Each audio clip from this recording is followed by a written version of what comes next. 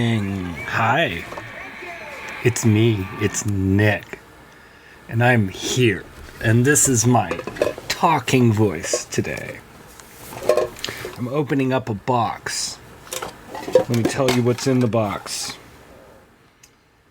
I opened a tin and there is a pin for the Voyager satellite anniversary. August 20th, 1977 to 1987, the 10-year anniversary of the Voyager satellite being sent into orbit. I have a pin of that. Hello, and welcome to Nick Flanagan Weekly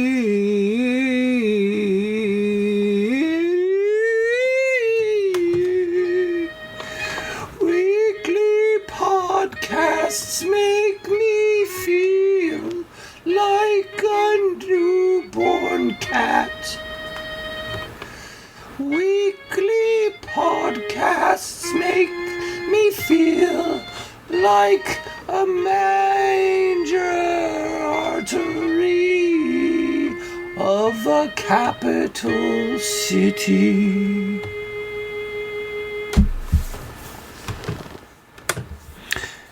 This podcast is called Nick Flanagan Weekly. It is not always weekly. I feel like this one is roughly 9 to 10 days later than the prior one that just came out. Also, I thought the fan noise has been super egregious on past episodes, the last few. So I turned both my fan and my air conditioning off today.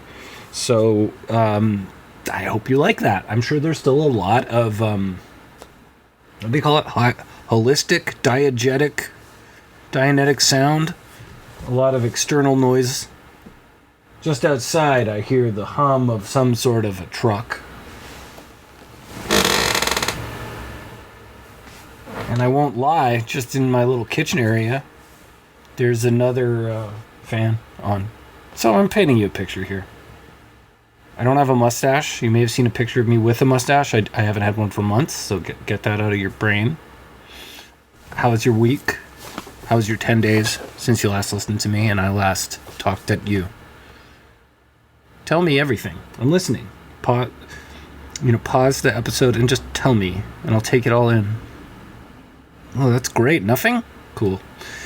I've been doing things. It's all very blurry. You have to understand. My days are still just the most amount of vibes in a day. I feel like there's always something I'm not meeting. So that stress will generally lead to some sort of peak of anxiety and frustration at some point in the day. But then I'll also have parts of the day where I'm quite serene. Then I'll have times where I'm laughing. Then I'll have lots of emotions. And yet it all kind of creates this haze of smoke in my head after all is said and done. So I'll start with this. By the way, you are listening to Nick Flanagan Weekly. My name is Nick. My parents are... My father is deceased. He was a postal worker for Canada Post. My mother is alive. She was a teacher and is currently constantly researching different things. Retired, traveling. Couldn't be happier about that. Me. And I'm assuming she couldn't either. I'm a comedian. I sang in some punk bands. And I've written reviews and interviewed people. Put out a couple of comedy albums. There's a third one coming out. My bands have put out some albums. I'm recording just on Monday, which is Canadian Thanksgiving. I'm recording some tracks for my newest project, Wrong Hole, which very occasionally we do things. I think we played a show at Baby G in Toronto about 2, 3, 5 years ago. Hard to say. Halloween is coming, which is great because at some point I got all of these plastic kind of spirit Halloween skulls, and I've just had them up at my apartment in the window. I've got a B.B. King, an Oscar Peterson Trio LP cover. I've got a photograph of, I think it's Pelican? I've got this great artist, Jamila Lowe's, a booklet she made a while ago. And then I have 4 skulls of various sizes, shapes, and colors. That's on one of my windowsills. I think that looks like... And then there's one skull with googly eyes that I've got on top of my combination VCR and television. I'm painting you a picture. I mean, there's a lot of stuff in this apartment. I could go on. But it's spooky season. It's October. It's Halloween. And I'm excited. In fact, that reminds me, I had Sarah Hennessy on last year, and we talked about Halloween. Maybe I'll bring Sarah back, because I'm doing a show next week, and even though she lives in New York, she is coming to town for the show. So, alrighty. This should be out on Sunday, October 12th, this episode, and if you are listening and it is before 2:30 and you're in Toronto, come out to the Transac. We're doing a show at the Transac. Otherwise, on October 18th, you can see me at Low Bar, upstairs, with a bunch of bands, including Leather Jacuzzi and comedy from Tom Henry and Sarah Hennessy. Booyah and Shaka combining to form Booyah Shaka. The saying that people say.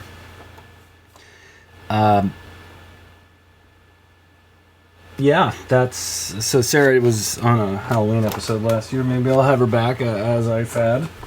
And I'm feeling Halloween. I'm getting into it. Like, I'm not getting into it, I'm not walking around in a cloak all month. Because that would be a very tenuous costume. Oh, that guy's in a cloak. I think that's just normal. No, but I'm not wearing like a ghost face mask or a Doctor Doom mask all month. However, I'm watching movies that are scary-ish. Trying to, at least. I watched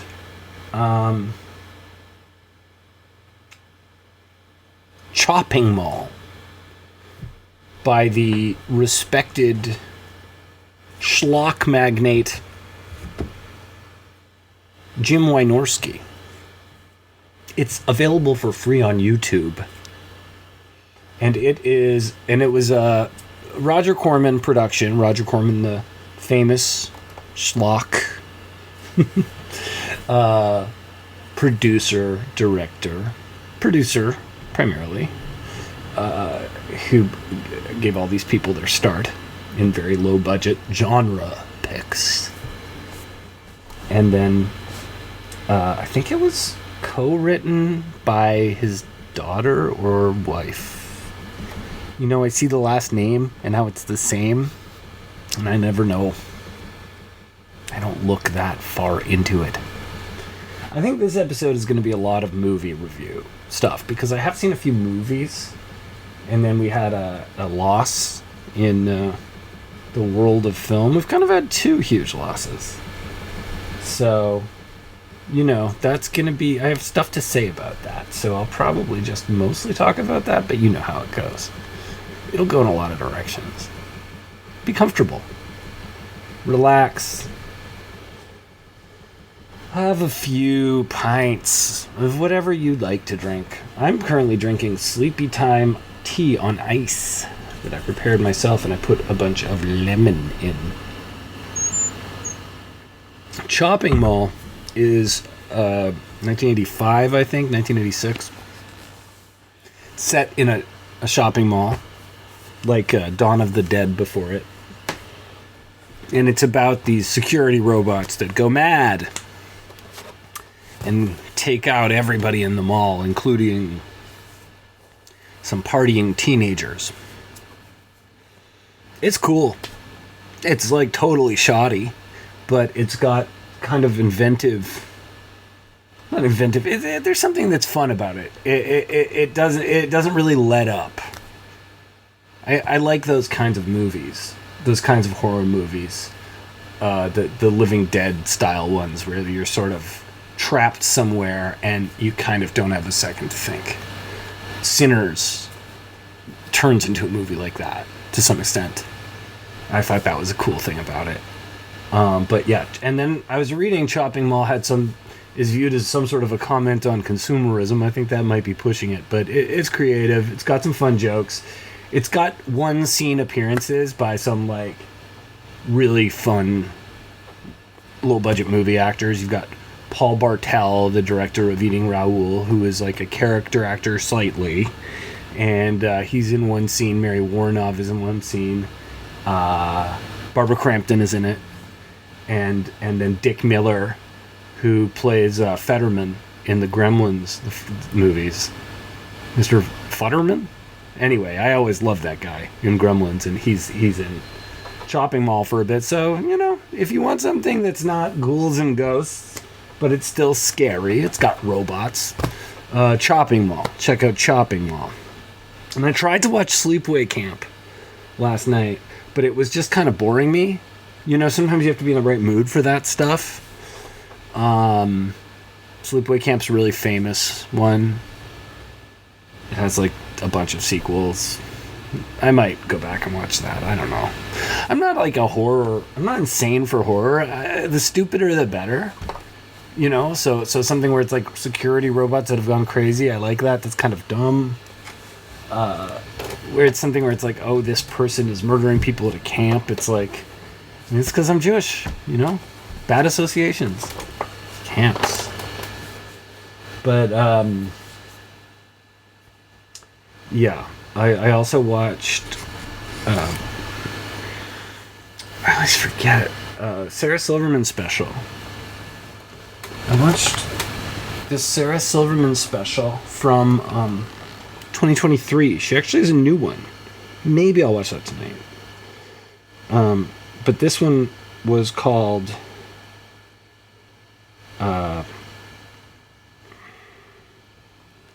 Somebody to Love.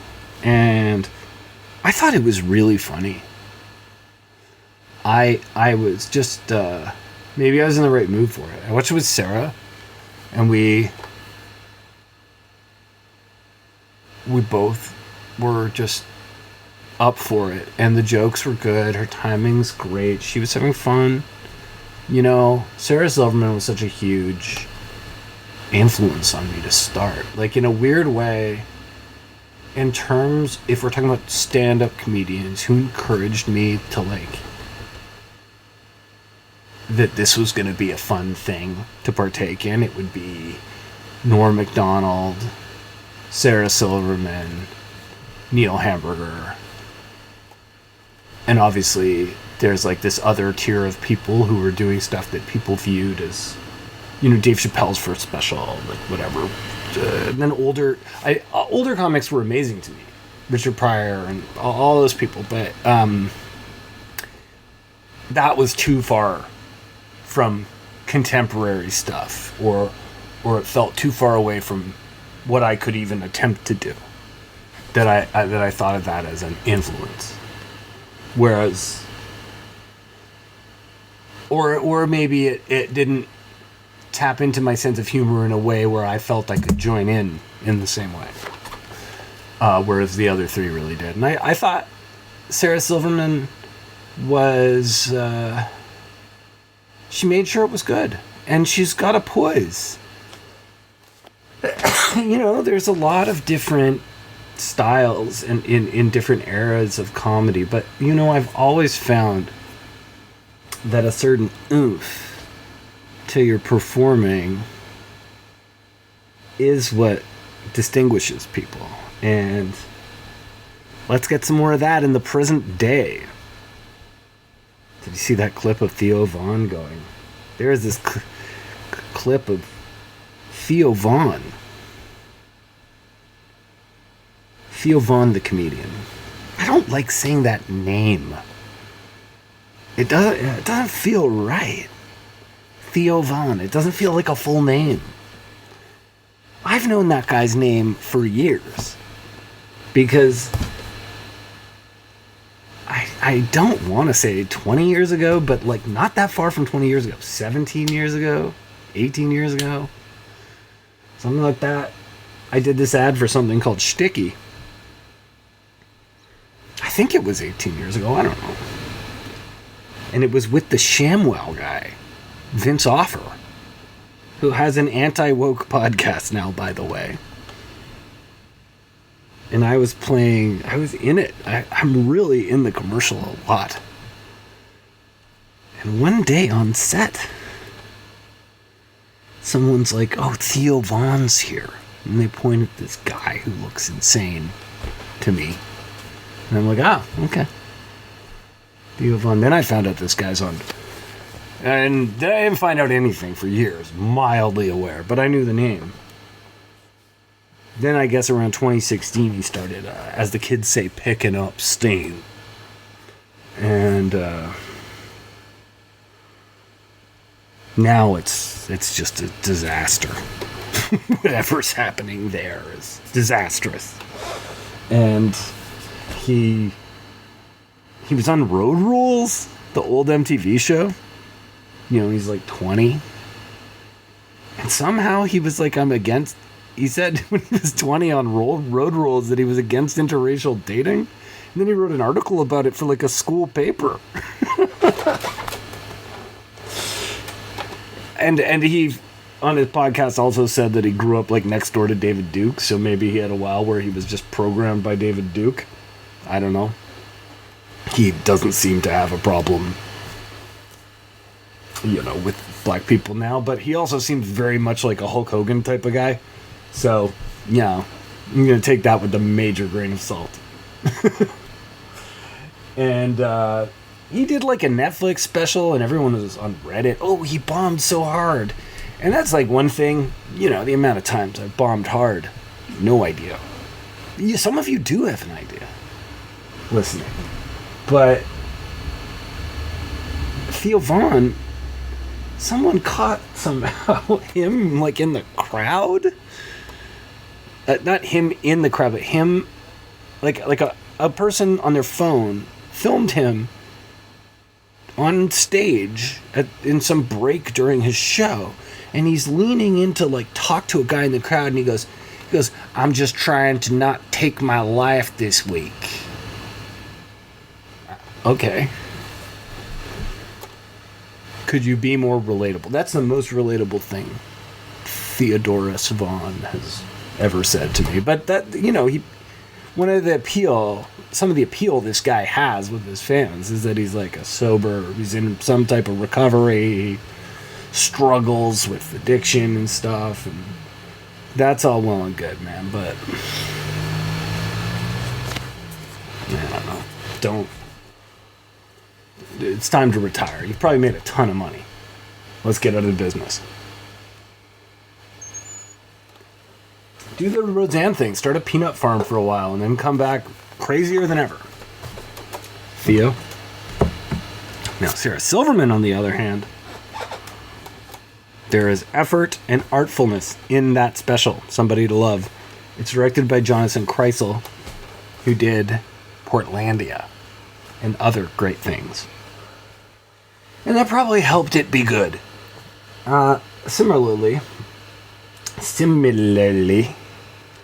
I went to the movie theater this week.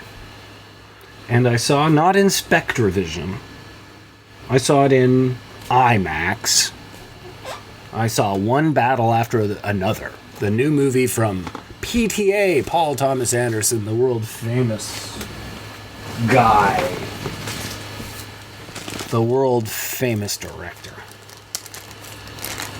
This guy. He's made some movies I liked. He's made a lot of movies I've seen once, and I felt like I didn't need to see it again because it was a lot to process. But as a guy who makes movies that entertain me, just on an entertainment level I'm talking about, he always kind of makes it work. But like Boogie Nights, I could watch a few different times. Because, and this is a big part of his whole thing, his casting is so good. Paul Thomas Anderson. Magnolia, I don't know, I watched it once. It was kind of a lot. A lot of the other ones are sort of like that. Hard for me to go back to. But There Will Be Blood, I just feel like I took in a lot of the Daniel Day-Lewis character watching it that one time I watched it. And I don't need to go back. And he kind of loves having like annoying things happening in his movies. I don't know why. He likes being a bit of a nudge in his filmmaking. That being said, One Battle After Another, just as like a movie, is really fun to watch. It's really not far from, like Jurassic Park for people with Letterboxd accounts or something. just very like really nice cinematography, action stuff. The plot itself is ludicrous, yeah, in a way, but it's not like how I feel like Coen Brothers movies. Like, it's not totally different than what you might see in a Coen Brothers movie, but it doesn't fit together as neatly as a Coen Brothers movie, where you feel like the tone is so consistent. It's really its own thing. The first half hour is a lot. I saw criticism from... I don't really want to get into the plot too much, because if you haven't seen it, I think it's really good to go in cold with a movie like this. It's worth seeing in the theater. It has a great Leonardo DiCaprio performance. Benicio del Toro's in it. All the performances are really good. And I've seen 2 Benicio movies from late 90s, early 2000 who tour people in the last few months. I saw the Wes Anderson movie too that he's in. I love BDT, Benicio. So One Battle After Another gets, just as a movie experience, it gets the recommendation. In terms of anyone calling it a masterpiece or the greatest movie of the last 20 years, this kind of thing, I got nothing. I don't know what that kind of conversation is at this point. I don't know what it accomplishes. I don't know where film is at in terms of us even being able to rank things. When I was a young man, everyone just agreed that Casablanca was the best movie of all time. And or Citizen Kane. Eventually, The Godfather was on the list. I don't know. But yeah, I'd love to know what you thought. It has, like, some racial connotations that I watched some African American people on the YouTube talking about it, and then I read an article in The Guardian that was about it, and the problem was they weren't like fully informed of every because it had just come out, of like the people they were talking about in the film, and some of the, I don't want to say backstory, but some of the context. So with that context, I'd be more interested in knowing their thoughts. Does this make any sense, what I'm saying? But, if you see the movie, look up FD Signifier's take. I actually wasn't crazy about his take, but I'm interested, and I think it's a movie that definitely relies on, I think, what it might view as twisting around black, you could say stereotypes, like hipster black stereotypes.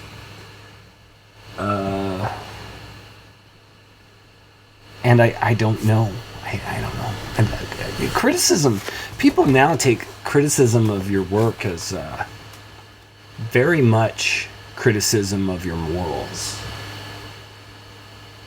And, sometimes we're just not perfectly great at articulating our morals in the artistic presentation that we do as people who put stuff out. So, what I'm trying to say is that it's fine to criticize. Serious criticism is good.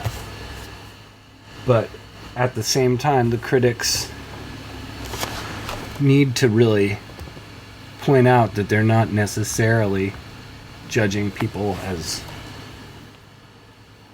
they're private people. They're judging public work. However, for critics, as they are now, to get attention, especially on the socials, they tend to say stuff like, I hate you. I really actually hate you. So, I don't know. But the crisis of criticism being a bit impossible to do in 2025 amicably is an issue. Like, the most amicable relationships right now for artists are with people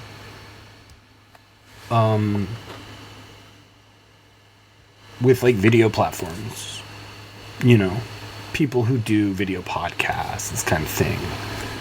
Musicians or artists or writers or comedians will go on there, and most of the time they don't get any kind of serious pushback because it's really hard to kind of do a lengthy and nobody wants to do criticism to someone's face. You know what I mean? Like, part of it is that, when I was writing criticism, the last thing I wanted to do was have people who made the stuff read it if I wrote a bad review. I can't really explain it, but one battle after another is pretty good. Tron movies. My friend Tom Henry, by the way, saw that one battle after another movie twice in like 4 days. So ask him. And watches, speaking of video podcasts, he's got a video podcast. It's been going pretty well. I've been watching it. It's funny. The Tom Henry Show on YouTube. Check it out. There's a Tron movie. Tron Ares. Here you go. Don't see it. I can't believe they're still doing Tron. No Tron movie has gone very well, from what I recall, and they keep doing Tron. Tron is basically like the world's coolest blacklight poster that you put in your room. That's awesome. Then you find out it's sort of a sport. You're throwing discs and driving a little motorcycle. That's dumb. You can't make that good. But they keep trying to make it good. Just turn it into like a video game. Or a theme park. Something. Stop making the movies. It probably cost $400 billion. You could feed Tibet with that money. Throw a little my way too, if you decide not to make the next Tron. And you need to do something with the money. It's been so sunny. Oh wow, it has been sunny as a bunny over in the T-Dot. It's getting colder at night, but the weather is still fully acceptable, and we're almost midway through October. So this is a W in my eyes. So by next Monday, the highs are going to be, apologies to my American friends, 15 and 16 degrees. So it's getting a bit colder. But this is great. This is what I want. You can give me winter from like November to February. But November 1st to February 28th. And no longer. I can handle that. Anything else I can't handle.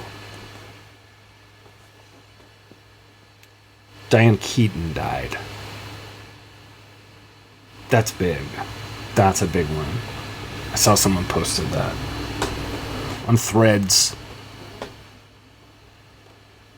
R.I.P. Diane Keaton. Really? Looked it up. The first two sources were like the Daily Mail. So a Daily Mail posted, I'm like, that's not for sure. Yahoo.com posts it, and I'm like, maybe. But if you look at the Yahoo News website, it's a circus over there. It's not the most above board A-level seeming news source. Yahoo News circa 2025. Then it was on TMZ, and I was like, okay, it's real. Throw on my fun hat in tribute, because she was all about fun hats, pants. Maybe I'll watch Baby Boom sometime in the next 10 years. It was an abortion, Michael. Great, an icon. Said weird stuff, sure, in her private lives. Haven't we all? Was in an on-again, off-again relationship with Al Pacino for years. This one makes me feel old. Because Diane Keaton is exactly the type of person who was always around. And who do we have to thank for that? Partly Woody Allen. Because he put her in so many movies. And she had such a crazy energy. She was just really, whatever you think of her as a performer, she was always bursting off the screen, except for in Godfather, where she had this more ethereal quality and or like almost stoic, especially by the second movie. But if you watch, in Godfather 1, she has a really neat thing. 2, she has some big scenes, but she's always kind of stuck reacting in The Godfather. But whatever. So that's a big one. That's my Hulk Hogan. No, I don't know. Time is crazy. Things fall apart. People pass away. We must love every moment. Well, maybe not love it. We must try to accept every moment. I put a saying on my whiteboard. If you do it, it is done. If you do it, it is done.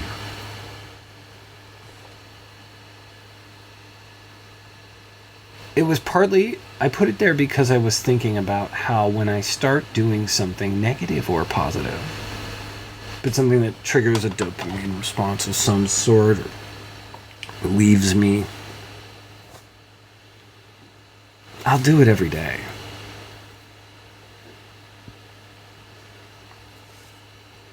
And I put that message there because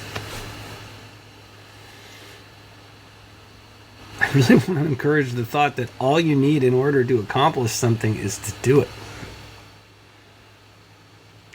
And I know it sounds silly, but this is the hardest thing for me to wrap my head around because time freezes.